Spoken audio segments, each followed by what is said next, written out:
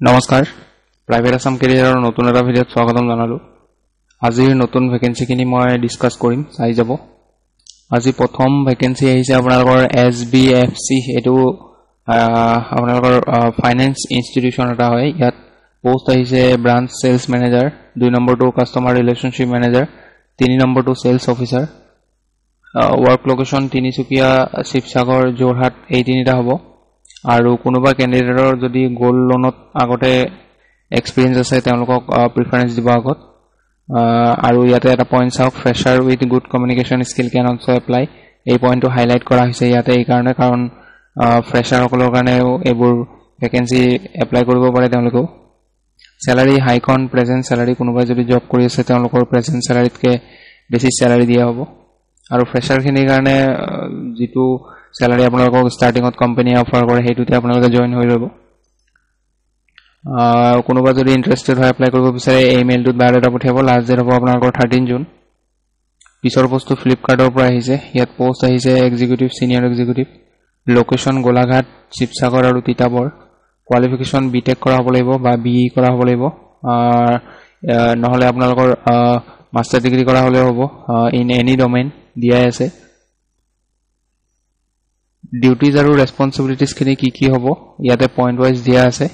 আপোনালোকে ভিডিওটো পোষ্ট কৰি কিনে পইণ্ট বিলাক পঢ়ি চাব যদি কোনোবাই এপ্লাই কৰে নকৰিলে পঢ়ি চাব নালাগে এপ্লাই কৰিলে পঢ়ি চাব পইণ্ট বিলাক এটো তলত মেইল দিয়া আছে এই মেইলটোত বায়োডাটা পঠিয়াই এপ্লাই কৰিব লাষ্ট ডেট হ'ব 14 জুন পিছৰ যেটো পোষ্ট হেতু হল আপোনালোকৰ RS Road and Building Construction Private Limited পৰা আহিছে পোষ্ট আহিছে project manager to look after the construction works in Assam construction work black চাব লাগিব গ্ৰেজুৱেচন কৰা হলে এপ্লাই কৰিব পাৰে আৰু ইয়াতে দিয়া আছে কোৱালিফিকেশন দিয়া আছে ইয়াতে ডিপ্লোমা কৰা হলে হ'ব বিই কৰা হলে হ'ব বা বিটেক কৰা হ'ব লাগিব সিভিল ইঞ্জিনিয়াৰিংত লগতে 2 বছৰ এক্সপেৰিয়েন্স লাগিব বিল্ডিং আৰু ৰোড কনষ্ট্ৰাকচন ৰিলেটেড ওয়াৰ্কছত স্যালাৰি ইয়াতে ইন্টাৰভিউ টাইমত আপোনালোকক ডিসকাস কৰি ল'ব নেগোশিয়েবল বুলি দিয়া আছে লাষ্ট ডেট হ'ব 15 জুন এটো মেইলত বায়োডাটা পঠিয়াই এপ্লাই কৰি ল'ব পিছৰ পোষ্ট আপোনালোকৰ দা হান্স ফাউন্ডেশনৰ পৰা আহিছে ইয়াত পোষ্ট আহিছে ফাইনান্স এক্সিকিউটিভৰ কোৱালিফিকেশন ব্যাচেলৰ ডিগ্ৰী বা মাস্টাৰ ডিগ্ৰী কৰা হ'ব লাগিব কমাৰ্চত আৰু ৰিলেভেন্ট এক্সপেৰিয়েন্স লাগিব 1 to 3 ইয়াৰ্স ডেভেলপমেন্ট সেক্টৰত যদি কাম কৰা এক্সপেৰিয়েন্স আছে এডিশনাল ৰিকোয়াৰমেন্টস কিছুমান আছে ইয়াতে চাই ল'ব যেনে ধৰক এক্সেল ভালকে জানিব লাগিব আৰু টেলি সফটওয়্যাৰ জানিব লাগিব লগতে আপোনালোকৰ যদি candidate having accounting experience in the development sector would be preferred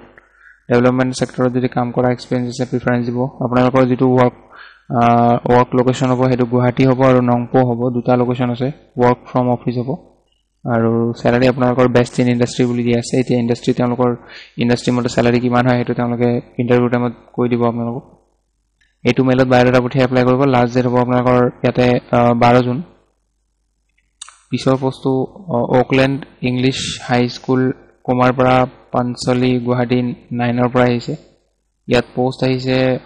Assamese টিচাৰৰ কাৰণে এমএ কৰা হ'ব লাগিব এছামিজত আৰু 2 নম্বৰ পোষ্ট হৈছে কম্পিউটাৰ টিচাৰ এইটো পোষ্টৰ কাৰণে এমসিএ কৰা হ'ব লাগিব এমসিএ কৰা হলে হ'ব নহলে পিজিডিসিএ যদি কৰা আছে হ'ব এপ্লাই কৰিব পাৰে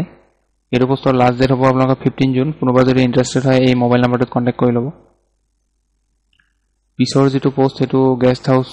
এট গুৱাহাটী এটো গেষ্ট হাউসৰ পৰা আহিছে 1 নম্বৰ পোষ্ট আহিছে ফ্ৰন্ট অফিস ৰিসেপশনিষ্টৰ post industry applicants priority proficiency in English Hindi and Assamese industry related software and desktop programming knowledge এখিনি আপোনালোকৰ জানিব লাগিব এটো পোষ্টৰ কাৰণে ফুল টাইম পাৰ্ট টাইম দুটা টাইম মানে দুটা টাইমতে আপোনালোকে কৰিব পাৰিব কোনোবাই যদি কৰিব বিচাৰে ফুল টাইমো কৰিব পাৰে পাৰ্ট টাইমো কৰিব পাৰে 2 নম্বৰটো হাউসকিপিংৰ কাৰণে হয় basic proficiency in Hindi and Assamese is a must ইয়াতে কোনো কোৱালিফিকেশন মেনশন কৰি দিয়া নাই অকল হিন্দি আৰু অসমীয়া ভালকে যদি ক'ব পাৰে এপ্লাই কৰিব পাৰে ইয়াতে ক্লাস 10 পাস 12 পাস বা ক্লাস 8 পাস কৰা সকলেও এপ্লাই কৰি চাব পাৰে